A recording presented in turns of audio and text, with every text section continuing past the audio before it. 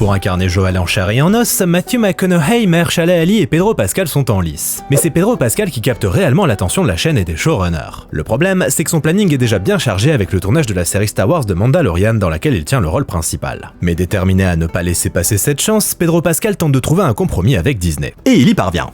Comme quoi tout est possible. Dave Filoni, le producteur de Mandalorian, l'autorise à partir travailler sur The Last of Us sans que cela n'ait de véritable incidence sur la production. En effet, étant donné que le personnage incarné par Pascal passe 95% du temps derrière un casque, il pouvait aisément être remplacé par un cascadeur et enregistrer ses répliques en post-production. Ainsi, le showrunner Craig Mazin lui envoie le script du pilote, que l'acteur adore. Il veut à tout prix décrocher ce rôle. Pas du tout familier des jeux, c'est lorsqu'il appelle sa sœur pour lui annoncer qu'il est en lice pour un rôle dans l'adaptation de The Last of Us qu'il prend véritablement conscience de l'ampleur du projet. En effet, face à la nouvelle, ses neveux explosent de joie et le somment de tout faire pour obtenir ce rôle.